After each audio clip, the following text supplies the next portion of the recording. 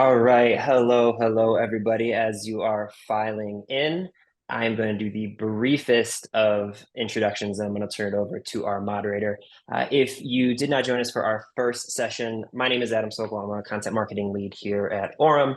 I will be in the chat. I'll be doing all the housekeeping. We have chat turned on for everybody. So please, you are more than welcome to say hello. Let us know where you're from. We want to hear that. If you have questions for our panelists, please feel free to put them in the chat. I'll be moderating that.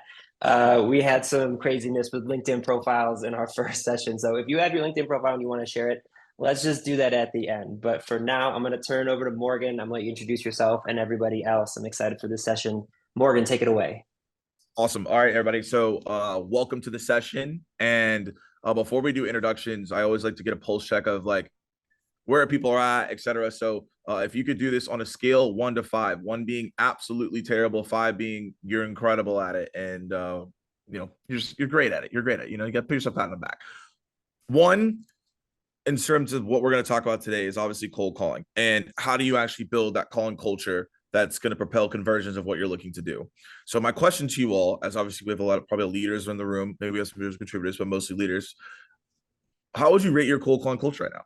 1 being absolutely terrible, like, yo, that's why I'm here, or 5 being like incredible, but I'm here to learn. So I like to get the pulse check on that. But as we hear people here today, and they put themselves inside of the chat so we can get the pulse check of where people are at, let's do introductions. So I'm the moderator today. I'm Morgan, former sales trainer at JB Sales. I've trained Salesforce, Slack, Zoom, to name a couple. And now I own my own company called AMP, and we focus on pipeline generating content and how you can do that through subject matter experts across the board. And so I'm excited to have this conversation today about cold calling. Start off as a cold caller, always will be a cold caller, but let's go around the room. So David, we'll start with you in terms of introduction. Tell us a little bit more about yourself, and then we'll dive into the content today, which is what y'all are here for. Yeah, what's happening, Morgan? Like I said, I dig the Kobe hat today. It's on point. Hey Mama. guys, that's right. So hey guys, I'm David Doloboff. I run the business development group at Sixth Sense. We are the data and intent provider that all of you guys should know and love. And I've been in business development for now. I feel weird to say like almost 9 years, but it's been a minute, and I'm calling in from LA. Awesome. And then now let's go to Gabriel. Yeah, hey, my name is Gabrielle. So I'm a leader of sales development teams here at MaintainX. We're a CMMS platform, so we sell to blue collars and help them streamline all of their maintenance workflows. I fell into sales like a lot of us did, kind of just ended up as being an SDR 10 years ago. And then I fell in love with it, never left, and wanted to help lead some of SDR teams and bring in a cold call mindset and give them the tools that they need to be successful. So yeah, super excited to be here. Awesome. And my name is Jillene. I'm the SDR director here at Rubrik.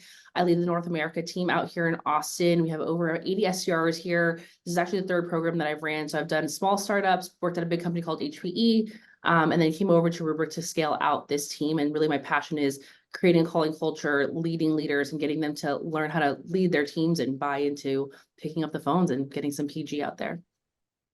Awesome. So we're going to dive into 3 components today. The first component is the how. Like, how do you get your team into a cold calling mindset, right? That's the first thing we're going to talk about. But we have a ton of numbers that you put in here, right? 2.75 to 3.5, right? Looks like that's the range. The goal of this conversation today is for you to get 0.5 better, right? Whenever we're going to talk about, and actually take something away. So if you all could put in the chat as well, like, what are you actually looking to learn today? This will actually give us better context as we answer your questions, because we're here to help and obviously get you in the motions to share what these leaders are doing right now in their organization so you can go out and do the same, which I believe that's why you're here. So let's dive into it, and let's start out with Jillene. Like, you're calling a very tough persona, right? Which is IT and data leaders. Like, how do you get your team excited to actually pick up the phone and not make it feel like it's a brick? Yeah, I think first thing is we have this mantra here at Rubrik. It's like, you have to be confident. You have to build confidence, and how you do that is by getting at bats. And something that we've seen with Orum is that it gave a lot of our SDRs the at bats. We started to create a lot of structure. So we have strategic call blocks set for the whole entire team. SDR leaders are on the floor. There's no distractions. If I want something to do with them meeting, no, it's a call block time. So we have 3 call blocks, the top tier times where it's hot in their market. We remove all distractions, no emails, no phones on the table, no texts, no Slacks. SDRs are locked in and ready to go for those 3 hours. They're constantly prepping throughout the week to make sure that they have the best dials, the best accounts. SDRs are ready. We have this thing we call POVs, where we create a compelling reason to why we're calling. We research the prospect, we bring industry stats, we talk about a customer story that we helped solve their problems. And we get a whole, and we focus on giving that the confidence for the SDRs, because getting a hold of them is hard, but keeping that prospect engaged is even harder. We track how many people per account the SDRs are calling on a daily basis. We say 5 to 10 prospects per account, and we find out information for that company. So by the time we get to that director, to that VP, we've talked to 2 to 3 people below them, understood their problem, and are ready to close for that meeting. No, I like that. So, okay. So for example, people are listening, it's like, okay, you have the no notifications off, Slack, etc. Like if people do not follow those rules, what happens there? Is it just like, it kind of is what it is? Like what happens? Yeah, it is kind of is what it's a coaching process, right? Like I always believe, like there's 3 things for people. They don't know how to do it. They're not comfortable. They're choosing not to. If they don't know how to do it, we're going to get them the at-bats. They're choosing not to do it. It's going to be a conversation that, hey, maybe sales isn't for you. And as SDR leaders, people come in and they say, I want to be a cold caller. I want to be an SDR. And you'll see within like, okay, is it confidence or are they just choosing not to? People bow out, and that's okay. And I think it's really setting the expectation early with people. Like, we're a cold calling culture. We're going to get on the phones. If you don't want to do it, hey, we're going to teach you. And if you still choose not to, we're going to have a conversation about maybe it's not for you to be here.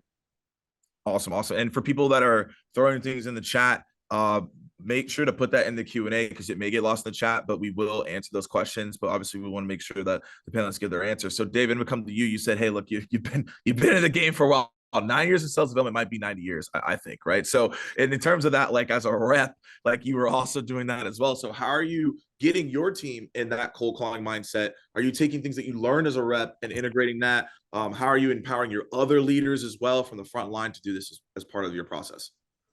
Well, I mean, the time has certainly aged me. I don't know if you guys saw my LinkedIn profile picture on like the advertising for this. I'm like 30 years younger in that. So made me feel good that there was a time where I looked that good. But yeah, so how do I get folks excited? I mean, there's a couple ways. Like some of them are like super tactical, right? So you can do things with your team if they're in person, like creating a word game. So you create a word for the day, like bamboozled or flummoxed, and everybody has to say that word on at least one cold call per day, right? Slip it in somehow. Gets the whole room laughing. Everybody's kind of having a good time.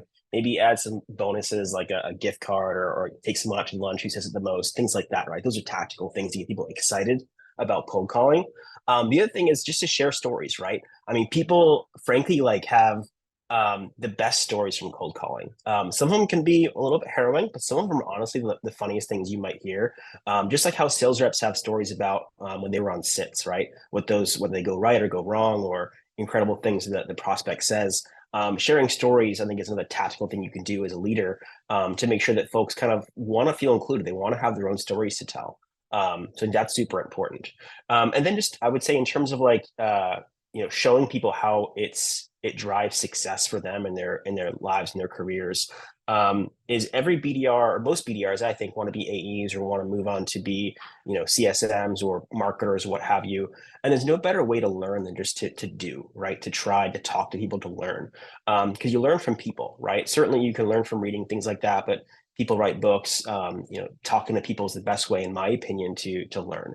And so if you're looking for a way to metrically help people show that cold calling will help you progress your career, not only help you hit your number, it's to show them results from people who've done it before, who've moved into AE roles or marketing roles or what have you after the fact. So those are some tactical ways you can get people excited about cold calling. And then in terms of like longer term strategic ways, it's that kind of like show them how this has worked for other folks in their careers. I mean, it certainly worked for me, in my opinion. Yeah, you mentioned something very important for all the people that I've trained and people that have been like mentees. They were very proficient cold callers, and that allowed them to be successful when they became an account executive because they were comfortable on the phone. That's why I believe cold calling is important. Plus, I always tell people, and I think everyone here would agree, is that you can cold call. It's pretty crazy. If you can cold call somebody and out of the blue, right, get them to take a meeting, you're confidence is going to be pretty high, right? So it also is a confidence boost for that rep to say, hey, I could talk to anyone and tell them about what we're doing here and get them involved. So yeah, that's going to translate when you actually have someone that actually wants to talk to you. That confidence will only go up. So that's also something I'd encourage for everyone listening in on why this is important. It's not like, hey, we're making calls just to make calls. We're doing it. I'd even do when I was a manager. I did it with my team sometimes. I'd be like, yo, like let's go, right? Like getting in the trenches with them too. Like prepare yourself, right? But like that's something that you can absolutely do. So let's go to Gabrielle here. So in terms of your buyer personas, you have very unique buyer personas that you're calling. For you, it could be different than everyone else here or the same. How are you getting your team excited? Yeah, and I'll talk about the buyer personas, but I think for us, we're lucky to be in office. Not everyone has that, but cold calling with a sales floor energy is completely different than cold calling from home. Even when people are at home now, they have FOMO and they'll join like the sales floor, or they'll want to come in because they can feel the lack of energy from home. But for us, like it really makes we make them excited, and it starts with the first meeting that they book as a new hire. So because we're at the office, one of us will hear them. They're going for the close, and we can hear that it's the first meeting that they're booking. And so one of us will stand and they'll point like, hey, she's booking her meeting. She's booking her meeting. And the excitement around the person comes. The rep who's booking the meeting is like blushing. They're turning red. They don't know what to do. They're looking for the Chili Piper button. Which AE do I send it to? Some BDR will write it on a Post-it and put it in their face. And we're like all surrounded. I still remember some of my reps that booked their first meeting. We recorded it for them. And so I think like from the beginning, they really see the energy and the thrill that they can get from making a cold call. And then they can see the whole support that they can get from the team as well. And so I think for us from the start, we really show them the thrill and the importance of it. And when they see how the team is supporting them, that's my second point is for us, it's not just the managers that do positive reinforcement, the whole team does it. And so they really get excited from just the whole team getting excited for them as well. And then lastly, you mentioned our buyer personas. I guess for us, we're really, really lucky. We call field people. We call people that work in a factory. They have their phones on them all the time, and they pick up the phone. They actually think we're a problem calling because we call maintenance people. And so they have to pick up ultimately. And then, oh, surprise, cold call. But they pick up the phone, and that translates to a high connect rate for us. And I think that's another piece on making people exciting about cold calling is like, make sure they have the tools or, a Zoom info or mobile numbers or people that they can call so they can actually have conversations. If you spend the day through gatekeepers, like you can't really get them excited to be doing that. And then, for us, our personas, we have an industry-led mindset for our training. So we really teach our BDRs everything about the industry and our personas, a lot more than the product. And so when these people pick up the phone, our BDRs are super excited to talk to them because they're knowledgeable about the industry, and we have an actual solution that can help fix their problems. So they're generally just excited to come in because they get to talk to people. We have a solution for them, and the whole team, backs them up into this whole thing from the beginning as when they started with it as a BDR with us. I love that. You're creating excitement on multiple levels. You're in the office. And by the way, for people that are tuning in, let us know in the chat, are you in office or are you thinking about going to office? Let us know and start that conversation there. But yes, that is immensely helpful. If people can hear the calls, they feel the energy and they can be a part of it, that's going to change the game completely. And so love the insights you had there. And before I toss up a question to everyone, there's a question that came in for Jillene here. When you talk about research before SDRs make cold calls, how do you tailor this to the person you're calling while using a tool like Orum that is tuned to drive volume of calls? Yeah, so we kind of do it in batches. So we take personas and then we start to look at, we're calling into enterprise companies, and most of them always have like a director of IT or CTO. And we kind of time batch, say, okay, most director of ITs care about this, most CTOs care about this. And then we find the numbers that match that CTO or that director of IT, and then load that into Orum and start prospecting there. And once we do one persona, one vertical, we most likely can go through all of our accounts, right? So it's like, hey, that director of IT that covers healthcare, or that persona that covers schools, like they all have the same problem with their security. They don't know where their sensitive data is sitting. So we are able to kind of go to the masses by making one really good point of view and kind of duplicating per company, but the structure of what do they care about, what's an industry stat, and the customer story, it's kind of able to reuse for our SDRs here. Nice. So who asked that question there? Hopefully that helped answer an anonymous attendee. Hopefully that helped answer your question there. So now let's like open it up to the room. We've talked about what to do. We talked about how to go about it. People are excited, but what do you think people are missing when it comes to the cold calling mindset? You all are talking to different leaders and they may not have it, or people in here today saying, hey, I need to elevate that. What are people missing that is actually critical to build this culture? So I'll throw this out to everyone who wants to start. I think with the question, like what people are missing to build a cold calling culture, I think it's just like the basics of like, do they really understand the messaging, what they're trying to sell? And are them leaders giving the SDRs the at-bats to practice before they get on the phones, right? So I believe in continuous education. I believe in being able to understand what the prospect's saying, help give that SDR feedback. And is every single one of my managers ready and aligned and like still the student of selling versus like, oh, I'm a leader now, I'm running the dashboard. It's like, no, we're gonna really dissect this call. We're gonna focus on giving you that confidence to get there and work through kind of your pain and your fear of getting on the phones here. Yeah, I would just add that I think there's a fear to fail, and I feel like failure is so inherent to the process of being a BDR, being an AE, and making cold calls. If you're not failing, you're not learning. You're not able to actually like have a good time cold calling. I mean, some folks I think maybe shy away from the hangups or kind of the folks who are maybe not super happy to get a cold call. But sometimes those are the biggest challenges, and sometimes those are the ways that you grow as a BDR, and you kind of learn like, okay, like I got my first hang up, I got my first fail, and now I'm time to pick up and move on. I think that's an inherently important part of cold calling, is not being afraid to fail, and actually maybe celebrating some of your failures on a Slack channel, or having a sign that says number of days since your last hang up.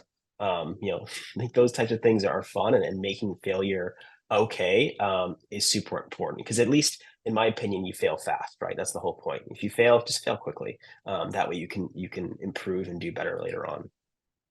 Yeah, and you can't control what the prospect is gonna say or do, but like if reps understood how much like they are 100% in control and accountable to what they say on a cold call. You can't say what the prospect will say, but practice is so underrated. Just practicing your cold call over and over and over again, practicing your objections, listening to other people's calls. Like if anything, if you understood how much your aspect of the cold call is 100% in your control and you're accountable, you can make yourself better every day by just 1%.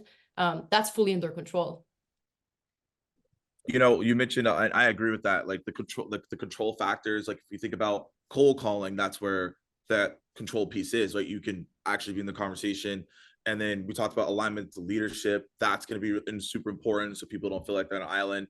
David said something really important: the fear of failure. So y'all are gonna laugh at this. You can take this if you want to, if you're in office, or you can do it virtually. So most people here, if you've done cold calls, you've gotten bulldozed on a call. You call someone and they're like, yeah, not interested, don't care, and they just straight up hang up on you. So what we did is we bought a toy bulldozer. And so we would listen to every call at the end of the week, and whoever got just completely wrecked and bulldozed on their call, you would get the bulldozer of the week. And so we would just listen to people get wrecked on Friday, and we were just laughing and are like, all right, here, you got bulldozer of the week, right? And so that was a fun thing that we did to show that, like, look, like it's okay if you fail. It's okay if you get completely just run over on a call. And that ended up being like probably the most funny thing that we did on my team. But it also encouraged people to make the calls. Right? No one was afraid to make a call in front of anyone. Like if you got wrecked, you just got wrecked. And then we'd be like, yo, you're going to get bulldozer of the week. Right? So it really created an awesome culture with the team that I had. And I think it was probably the most like fun thing that we did by far. And hashtag bring back the bulldozer. I like that. Hey, bring it back. I hope someone does it and hits me up and tells me about it. It was like the coolest thing that we did. Yeah. I love that. Cool. So I think everyone here probably feels comfortable in the mindset that we need to have to build, right, this cold calling culture. But now it's about like the tactically, how do we do it, right? Like, how do we actually go about this? So, David, I know one thing, we've talked about it, obviously, what you're doing at 6 Sense, you're big into AI. How are you leveraging that into your culture that doesn't make people feel like they're robots? Oh man, yeah, it's a good question. So AI is inherent at pretty much everything we do here at 6 Sense, and we've got this new solution that allows our BDRs to be augmented with AI emailing. And so for us, it's allowed our BDRs to be more personalized. And it's allowed the BDRs through that personalization to make more phone calls. At the end of the day, something that the AI really can't do right now is make phone calls. It just doesn't do it, right? And so BDRs, making that call, connecting person to person hasn't been as important as it is now. Frankly, I get so many emails that I can just tell in some cases are from AI. But when I get a phone call, I usually pick it up. And if the pitch is good enough, that hook is good enough, I'm going to listen.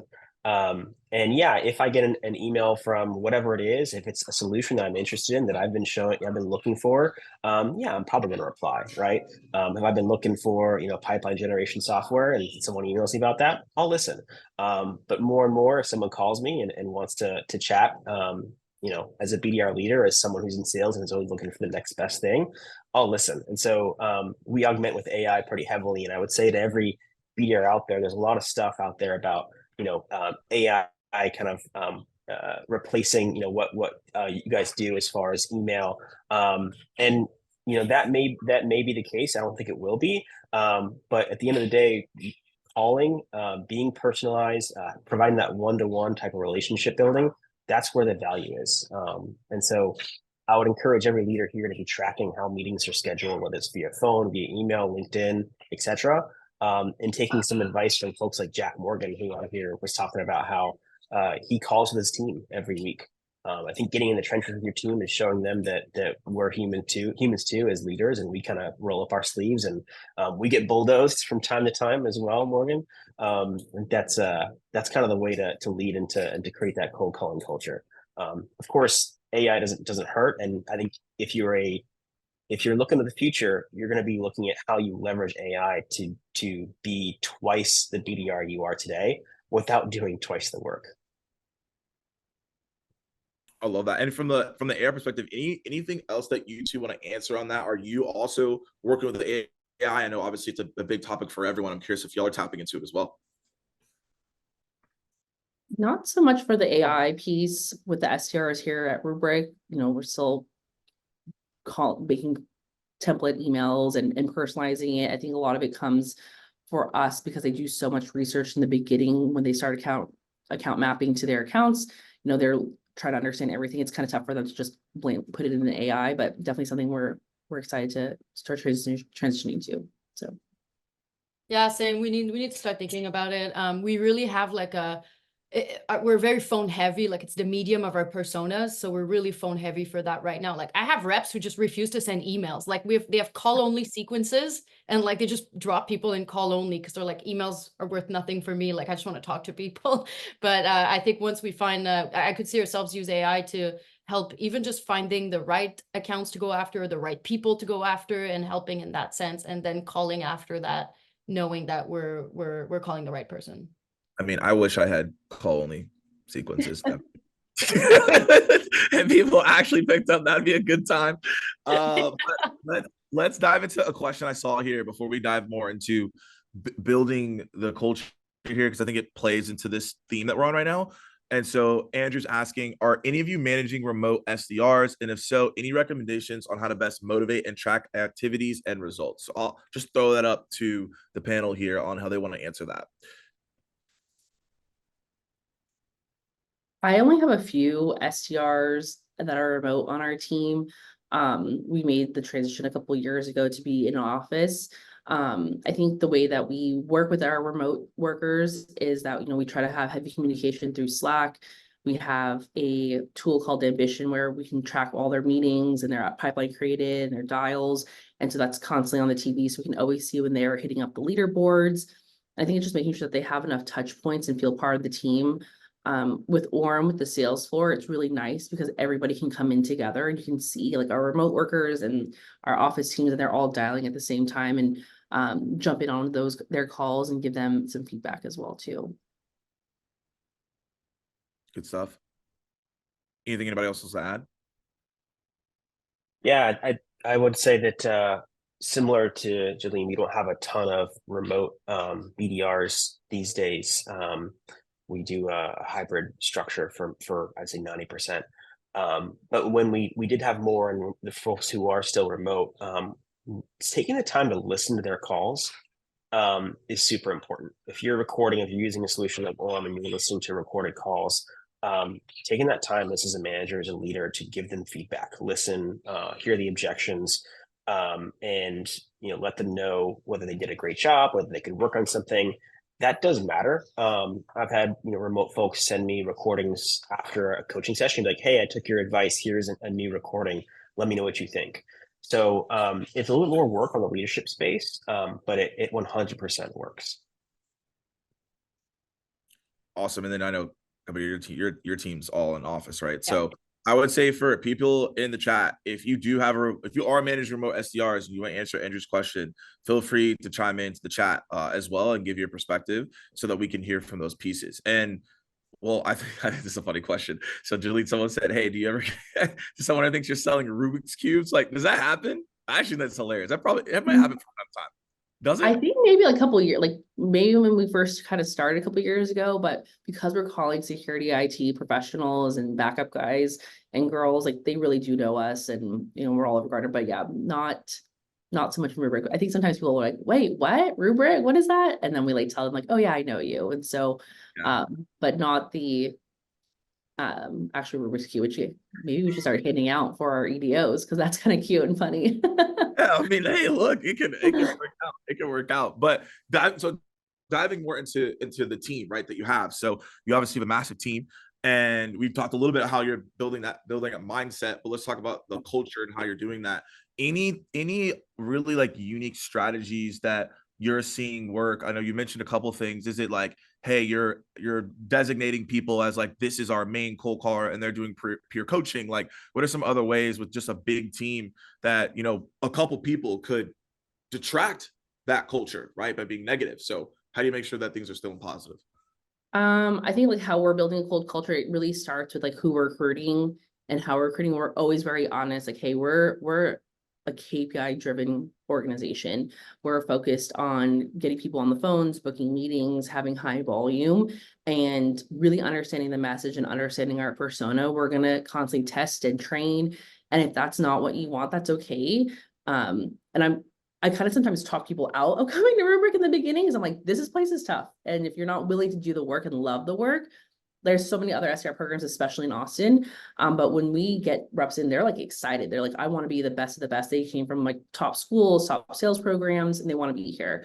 So I think setting the standard of expectations and setting the standards and expectations with my leaders is really important. So for all the SDR leaders that are out there, like I double click on everything. So if we say we're going to do a call block, like I'm going to walk the rows and make sure we're doing a call block. It's not just something that's on the calendar and we get to maybe do it or maybe not. We're going to do that. I think we're really lucky here that we've gotten back to the office. Like I said earlier, we're back in the office 3 days a week. And this allows us to coach and give feedback and praise our SDRs when they're doing the right thing, when they're making dial setting meetings, similar to what Gabrielle said. I think the sales floor feature is really helpful for us because when we have work from home or they're out and remote, we can still coach and engage them and give them that instant feedback. And like I said, confidence is really something that we try to build with all of our SDRs, and we try to catch them like, hey, like you seemed a little resistant on that call. No shame. Let's get better at that. Like, let's bring that here. One thing that I think we did really well as a leadership team is we had structured one-on-ones where I block off for my managers every Monday. Like they don't have any meetings. All they're doing is listening to phone calls. I call it playtime, like listening to phone calls, reading their emails, looking at their POVs. And so that manager is going to that one-on-one with a call in mind they want to coach. And so they bring it to their one-on-one. It's documented to the SDR. They bring it in, they play it, they role play it back together, and then like potentially even make that phone call back to the prospect in a better way. Another thing that we started doing that really game changer for the confidence here and building that call culture is objections. So what's cool in Orum is like you can track the objections that are happening. And so what one of my leaders did is he actually jumped in and said, hey, like we're struggling on this objection. And I hear everyone getting into it. So every week we take the top objections as a leadership team, we workshop it, we role play it together as a team, we're aligned to it. And then on Wednesdays, we have a face-to-face meeting with all of our SDRs and the leaders, and we break them up into groups where we practice those objections and every single person gets to try it out. And so when they get back on the phone, like, oh, I remember I got that objection on that Wednesday handling. Let me bring that up there. And that has increased the confidence of that cold calling culture, because everyone, like David and Gabrielle have said, people get scared to get that no. It's like, well, let's just face the no and have it programmed every week that we're going to address this. And then their one-on-ones are really structured around, hey, this is a great call. Hey, that objection you got here, we found that you did this on last week's call, and just highlighting, just having a constant loop of feedback to get that SDR excited and to like get back after it on the phones. I really like that a lot, because I know someone just said it, the involvement, that's a big piece that I'm hearing from it as well. But also as well, you're being proactive in that coaching and showing, hey, this is ways that, you know, we're seeing some gaps here, but here's how you can be better. I think also what you said is important in terms of like how you hire, like you're trying to you're setting expectations, but letting people know, hey, this is not going to be walking apart, which I think is good, because then you obviously upfront as you onboard, you know who you're dealing with and how that actually is going to be beneficial for you. And so that actually goes into like, Gabrielle, your team, right? You're in the office, team is growing. How do you do your onboarding to make sure people understand, hey, this is going to be a cold calling culture? That's something that they can be confident and excited about, and they can get quick wins. Yeah, actually very similar to Jillene, like we definitely screen hard at the interview process. I think it does start with like hiring the right people from the start. You know, hire the wrong person and you will forever fight to get them to make cold calls. And so we found that, like, imagine having like 90% of your team just down to make cold calls. Like someone in the interview process just like, I just want a cold call. And I'm like, you're hired. That's all I need to hear almost, right? Like we straight up asked them, how do you feel about cold calling for a whole year every day? And there's a huge difference with saying, I have people literally tell me, oh, I don't mind it. I'm like, that's different than saying like, hey, I want a cold call. It's a skill I want to learn. It's a skill I'm going to be able to use, you know, forever. So the way they answer about it and the excitement that they have can tell you a lot. We also do a role play as part of the interview process. So we check their spark. And if they ask, hey, can I do it again? That means they want to learn, they want to be coached. They're probably going to want to be able to do it. So we really look for like the spark and how they're interested in that role play. And then because we've hired such people that are intrinsically motivated to cold call, it's happening at MaintainX right now. The managers were not going to be there, and the BDRs will by themselves go to a room, listen to their calls, give each other coaching, try to improve the messaging. It's organically in the culture from the BDR standpoint. If you hire the right people versus having it to be leader to BDRs, it's really like bottoms up kind of coming from the reps. And then lastly, for the onboarding, I'm very thankful. We just promoted one of our top BDRs to BDR sales trainer, and so he's respected in the team. He was a top performer. He gives call coaching.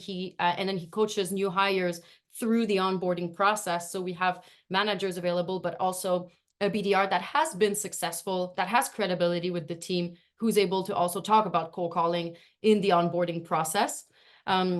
And then lastly, we try to gamify a little bit. I think a successful cold call is booking a meeting, but there's so many other things you can do on a cold call that is successful, especially when you first start. So for example, learning about their current process or learning about how they do things right now, and then you hang up. Well, that's 1 point. If you get a referral, that's 2 points. And then if you book a meeting, that's 3 points.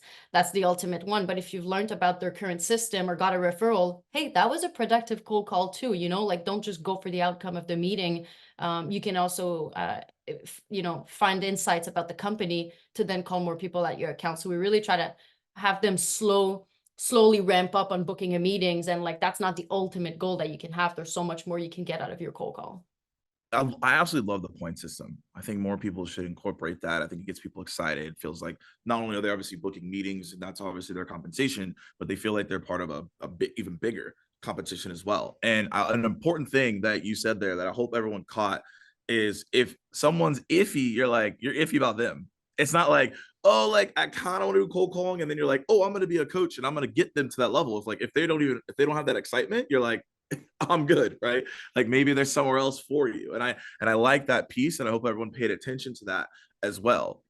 In the chat, you don't have to say this because so people can see it. One of the questions that we have from anonymous attendee is, how many BDRs do each one of you have in your org? So if you want to put that in the chat so everybody can see it, we don't need to answer that as a question live. Just put it in the chat so people have the contextual understanding. And then another thing that I see here that's for everyone. And then we'll get into some tips, and then we're going to get into more Q&A. So if you have questions, prepare for them. Typically, BDR, SDR roles are entry level first sales jobs. Have any of you tried using tenured sellers to do cold outreach and bring newbies in an installed base accounts to learn the stories, messages, and build networks? Yeah, well, this is about team structure, right? I think this is a good question. I think as leaders, we need to make sure we're always having a structure that's conducive to the results we want. And I think further to what Jillene and Gabrielle both said, hiring profile fits is super important. One of the folks that we hired a long time ago was an individual who, if you ever try to call your cable company and cancel your cable, this is the person they would transfer you to, who would convince you not to do it. And this person was so good. When they came in, they were just like, wait, so I'm calling people and they don't want to cancel anything. I'm trying to sell them. Like, oh yes, absolutely. Like it was like greener pastures, right? And that person obviously crushed it. But then you look for the team leads, right? You look for people who can move into lead positions. Gabrielle, you mentioned you just promoted someone to a sales BDR sales trainer role, which is awesome, right? That person's going to be a standard bearer for your group, right?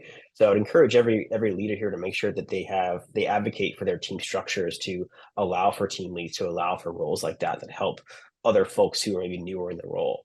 And then in terms of I think overall, like just making sure that you're bringing in people who want to cold call and putting in cold call roles using experienced sellers. You could do that. I have always had the least experienced folks handling the inbound that we get. That means they get more at bats, right? They take the at bats, they learn, they get to kind of know they learn the ropes, things like that.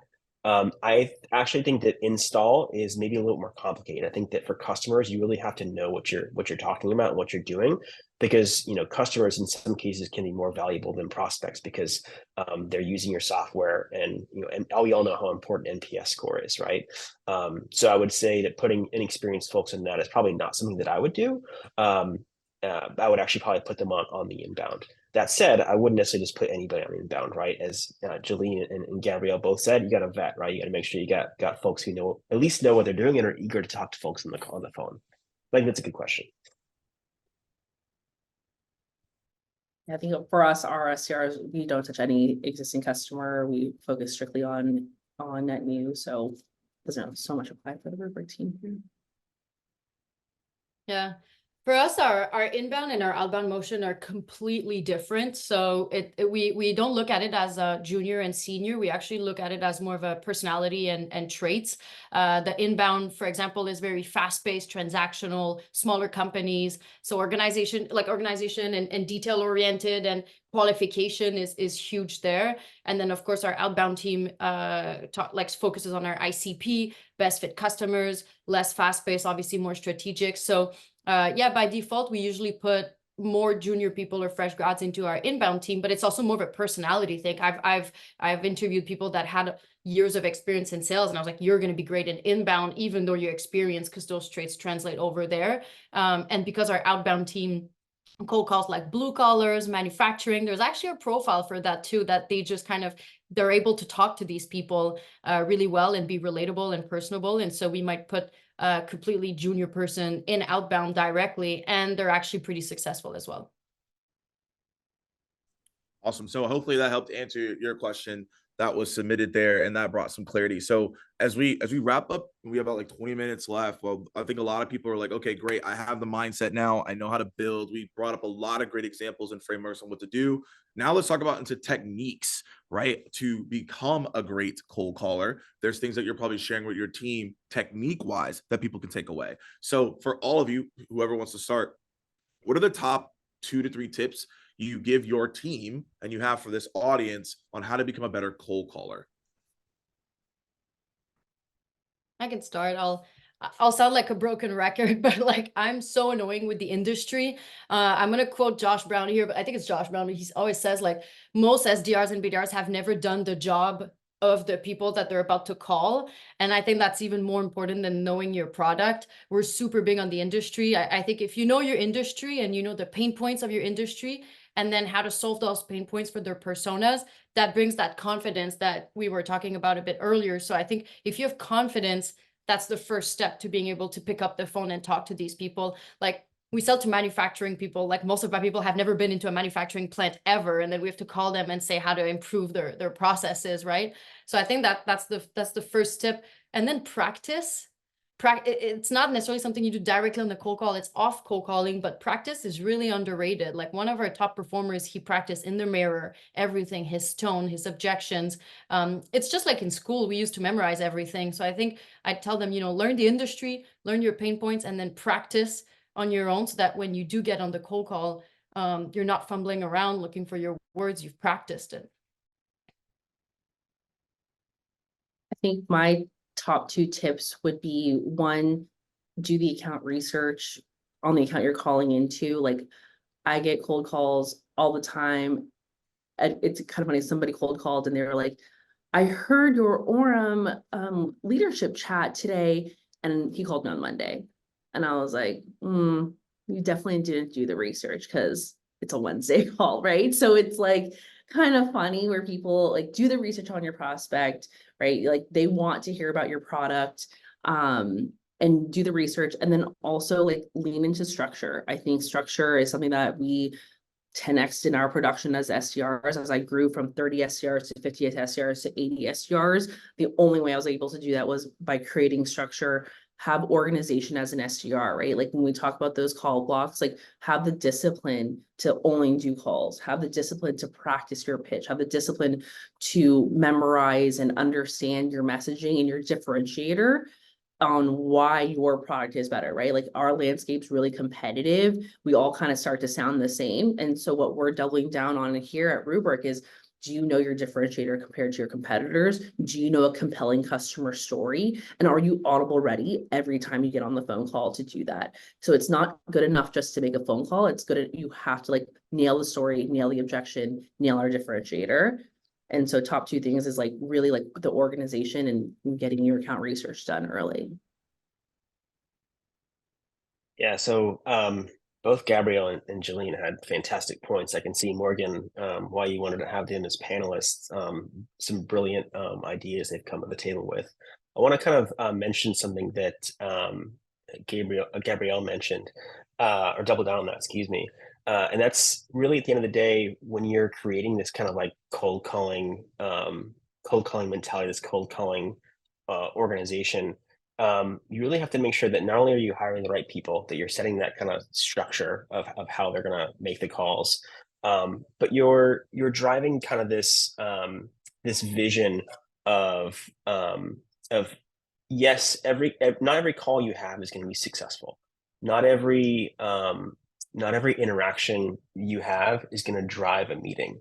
But at the end of the day, as I mentioned earlier, this is going to help you to progress your career to whether it's AE, CSM, etc. And Jillene mentioned, she's got 88 SDRs, which is that's super impressive. That's a ton of SDRs. At 6 Cents, we get people excited to make calls who come in, because every call we make has a reason behind it. We know kind of what the intent of an account or an individual was when they came into our system. We have this mantra where if you know nothing, just don't do anything. You don't call and someone with nothing to say. Always have something to say. And so we'll use the intent that we have to start up a conversation with somebody. But you have to also make sure that when you're making that call, that you're curious, you're asking questions, you're being a good conversationalist. Because making statements never goes well for anyone making a cold call. You always have to ask questions. If someone makes an objection, you ask a question to follow up. Someone says they don't have time right now, ask them what they're working on. What are you working on today, right? I think everything that you do as a cold caller is wraps around questions. And if you're not asking questions, you're just not going to be successful. And if you have the tools at your disposal to know what questions to ask, even better.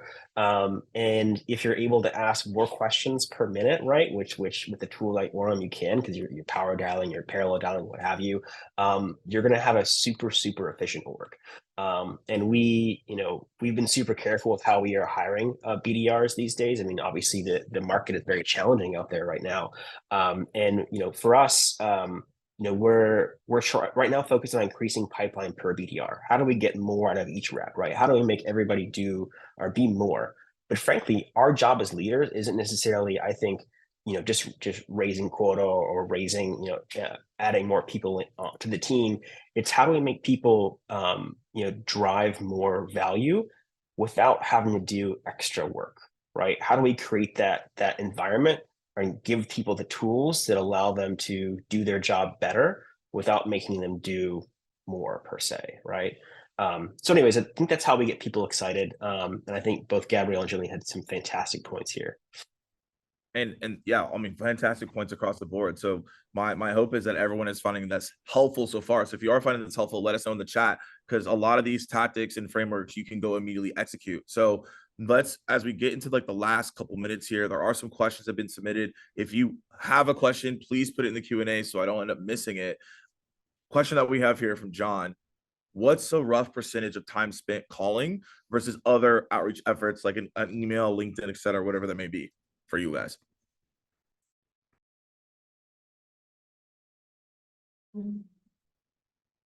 The question is like how often are we I calling? guess it's, so it's like, okay, are you doing like 60% like calling, 20% email, 20% LinkedIn? They're actually the percentage breakdown of like what's your output on your team. Yeah, I think we're probably like 60% on the phone, 20% emailing, and 20% on LinkedIn. Like we've been really diving into LinkedIn messaging this last quarter, especially like, emails are getting blocked a lot. So we really had to dial back, like get back to dialing, focus on LinkedIn and getting the right contacts that way, and using LinkedIn as a list. And so I think that would probably be where we're focusing our time here. But a lot of our days are on the phones and making sure that we're ready for those call blocks. I'd say about the same-ish split, but like some reps are at 90% call. They just want to call all day, and then some reps are starting to try other things. But by default, yeah, like when I'm at the office and I see like people have Orum or outreach open in one screen like at all times. It's just part of the daily workflow.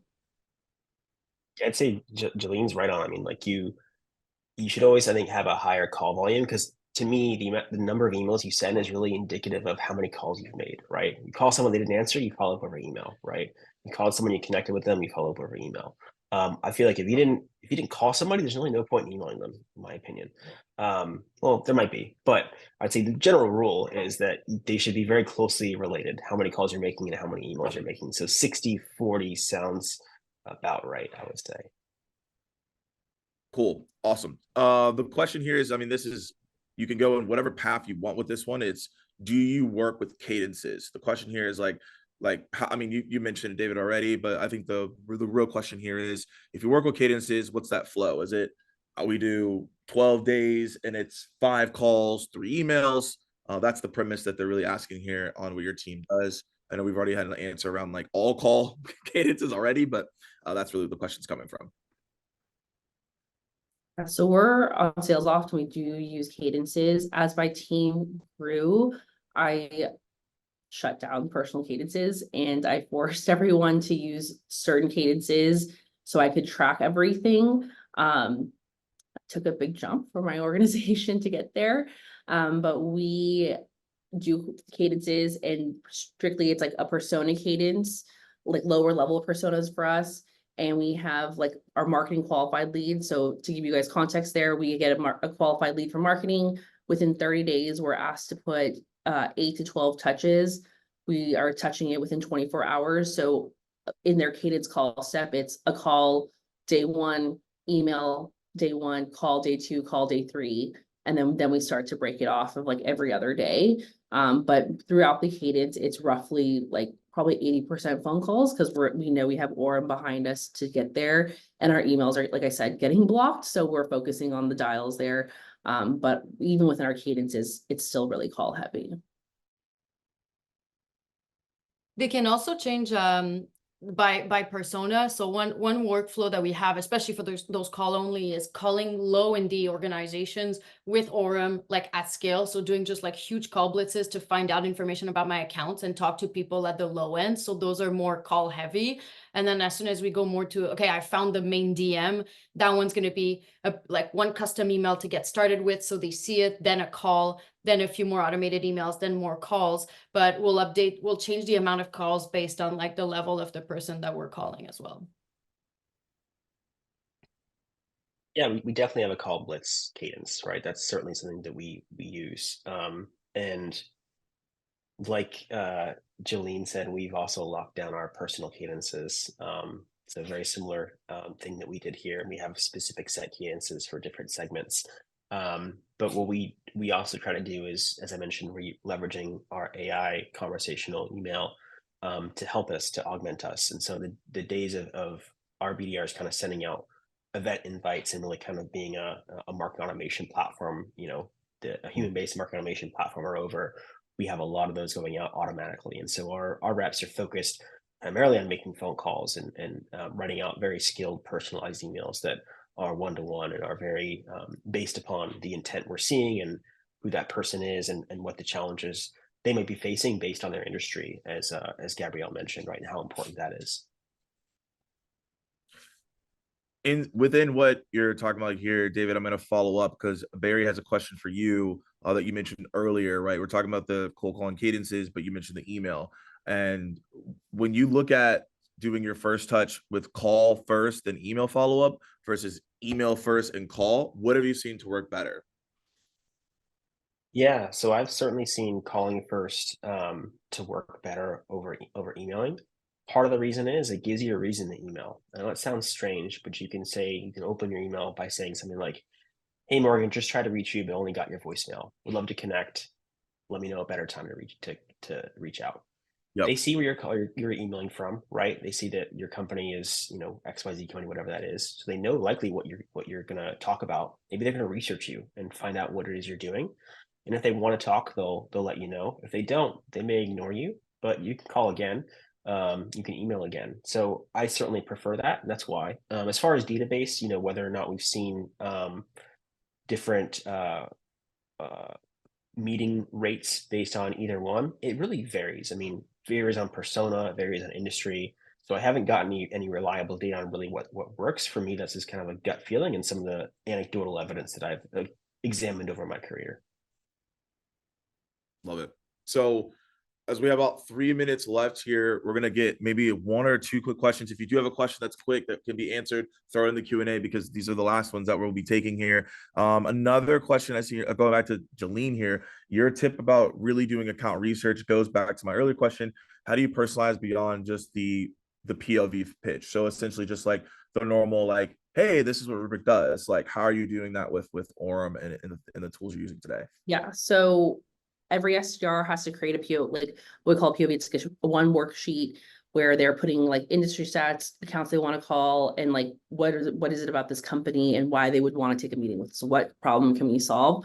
We then pin those notes into our into Salesloft Orum. So every time the SDR is dialing, they can then just read those notes like, okay, you know, healthcare is getting hit, you know, 1 out of 9 times with security and ransomware attacks.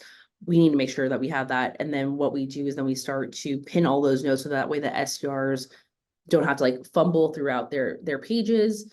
And also then we say, okay, out of all your accounts, you have 10 healthcare accounts, you have 10 schools, you have 10, you know, retail environments, like batch those there. So I hope that answered it. Like we really try to, you know, personalize everything, but we focus on 5 accounts per week. And most of my SDRs, depending on what segment, have about anywhere between only 100 and 150 accounts. So by the time the quarter ends, they've already personalized everything and had those out there. My best SDRs get their account list and go hard on it the first 2 weeks and build their industry stats, find their contacts, build their reason for calling and what we can solve early on. And then the rest of the quarter, they're just focusing on dialing and getting into those meetings and then revamping it, right? And it's something that like, it's never perfect. Like we'll start off with one batch of like, hey, this is what we think. We talked to a low-level person at that security company. They said this is more important to them. We call them and say, hey, we want to nail this down for you because we heard from Joe that this is really important. And that's just how we evolve there. So it's never done. Like when they finish it, they work it through the quarter. And because they only have such a small set of accounts also helps them. But we pin everything in Orum so that right when they dial, they remember everything on what they took there.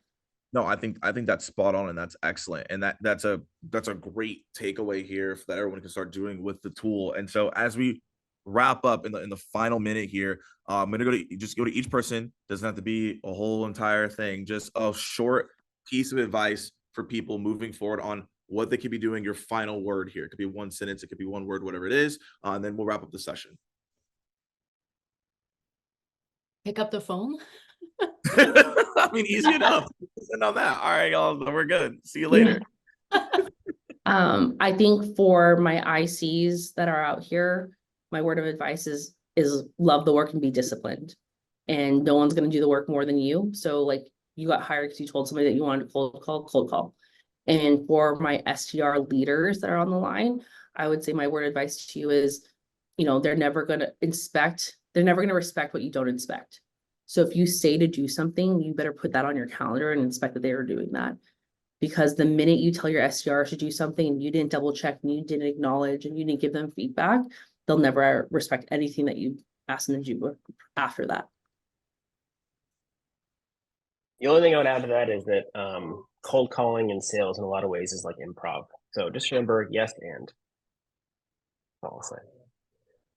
Awesome. And then Adam, give it. No, I'm just kidding, guys. Shut it down. Beautiful. You guys, this was absolutely fantastic. I want to thank all of you. Obviously, this was so informative. I don't usually get to be just off camera taking notes. So this was good as gold. I want to say for everyone who are in the comments, who's been chatting, this has been amazing. If you are coming to our next session, we're going to give you 2-3 minutes for a little bio break here, but we can always hope we'll see you in a couple minutes here. But to everyone on the panel, thank you so much. This was amazing, and I'm fired up. I kind of want to go make some cold calls right now. So I appreciate you all. All right, thank you, everybody. Have a good one. Thank you.